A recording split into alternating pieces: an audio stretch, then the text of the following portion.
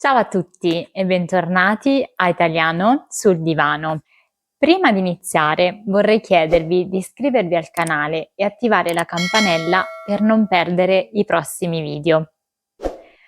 Oggi vorrei parlarvi del presente dell'indicativo. Prima di tutto bisogna dire che i verbi in italiano si suddividono principalmente in modi verbali. Abbiamo 7 modi verbali: finiti e indefiniti. I modi finiti sono l'indicativo, il congiuntivo, il condizionale e l'imperativo. Si chiamano così perché definiscono la persona, il numero e il tempo dell'azione, quindi ci dicono chi e quando svolge l'azione. I modi indefiniti si concentrano solo sull'azione stessa. Sono l'infinito, il gerundio e il participio. A loro volta ciascun modo verbale si divide in tempi verbali. Oggi vedremo il tempo presente dell'indicativo. Il presente viene utilizzato, ad esempio, per esprimere delle azioni abituali. Io bevo il caffè ogni mattina. Oppure per indicare una verità generale. Il sole sorge a est. Quando vogliamo parlare di un'azione già programmata per un futuro prossimo. Domani vado al mare. Nella narrazione come presente storico, per far sì che il lettore sia più coinvolto e intrattenuto nella narrazione, come se i fatti stessero accadendo qui ed ora. Ad esempio, Dante nasce a Firenze nel 1265. I verbi italiani si suddividono in 3 coniugazioni principali in base alla desinenza dell'infinito. Abbiamo i verbi della prima coniugazione che terminano con il suffisso are, come il verbo parlare. I verbi della seconda coniugazione che terminano in ere, come il verbo credere, e i verbi della terza coniugazione che terminano in ire.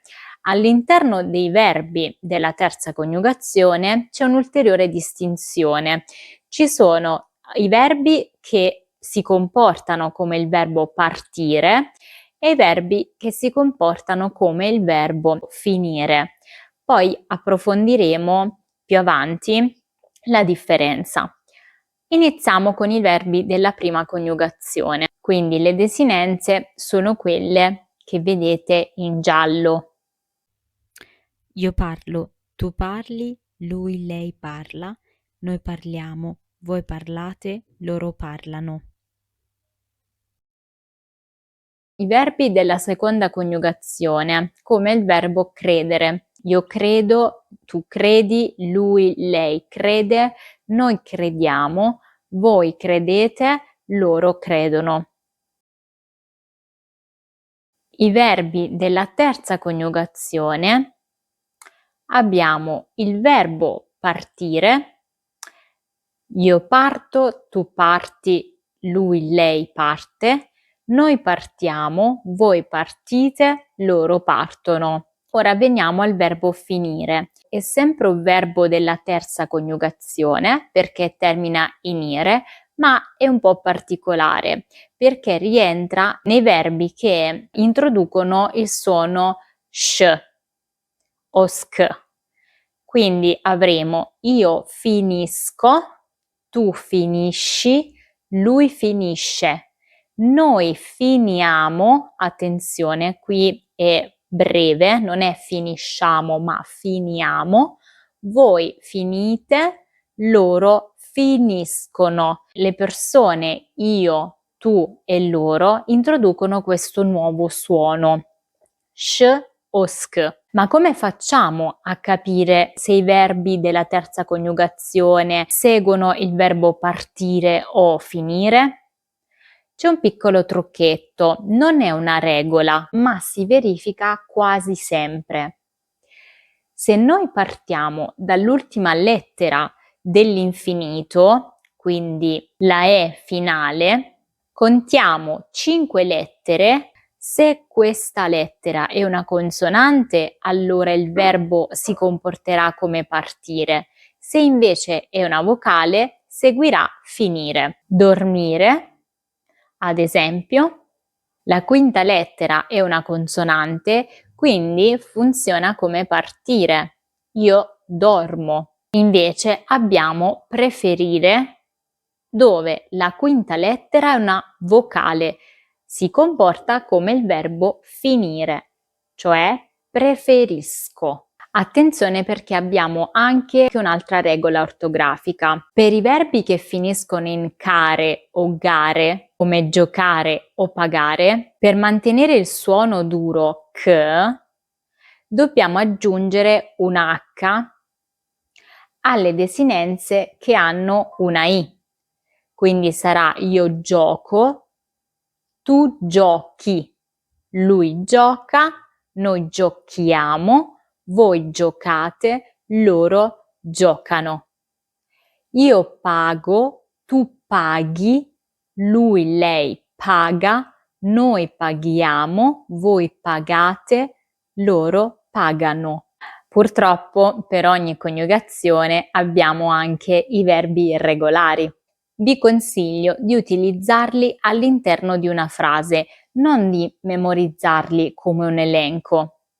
Cioè, pensate ad una frase con quel verbo e vi verrà più semplice memorizzarla. Tra i verbi irregolari della prima coniugazione abbiamo andare. Io vado, tu vai, lui va. Noi andiamo, voi andate, loro vanno. Fare. Io faccio, tu fai, lui fa. Noi facciamo, voi fate, loro fanno. Dare. Questo verbo è molto breve, quindi io do senza l'accento. Tu dai, lui, lei dà. Attenzione, qui mettiamo l'accento. Noi diamo, voi date, loro danno. Tra i verbi irregolari della seconda coniugazione abbiamo il verbo tenere, che cambia completamente. Io tengo, tu tieni, lui, lei tiene. Noi teniamo, voi tenete, loro tengono. O rimanere, che si comporta come il verbo tenere. Io rimango, tu rimani, lui, lei rimane. Noi rimaniamo, voi rimanete, loro rimangono. Oppure il verbo bere. Io bevo, tu bevi, lui, lei beve. Noi beviamo, voi bevete, loro bevono. E infine abbiamo i verbi che appartengono alla terza coniugazione. Per esempio il verbo uscire. Diciamo io esco con gli amici. Tu esci, quindi c'è di nuovo il suono dolce. Lui, lei esce. Noi usciamo, quindi cambia totalmente il verbo, sia la radice che la desinenza. Voi uscite, loro escono. Poi abbiamo il verbo venire. Io vengo dall'Italia. Tu vieni, lui, lei viene. Noi veniamo, voi venite, loro vengono. Attenzione al verbo dire. Io dico sempre la verità. Tu dici, lui, lei dice.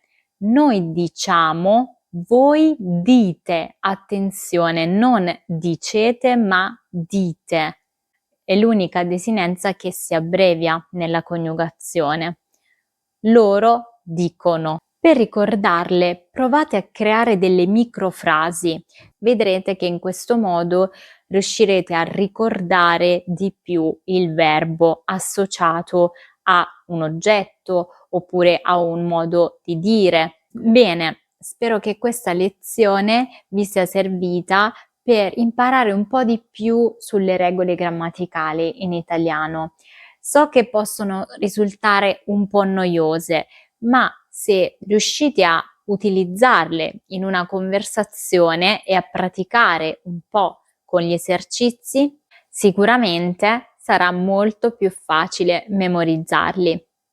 A questo proposito ho creato degli esercizi che potete scaricare direttamente dal link che troverete sotto alla descrizione del video.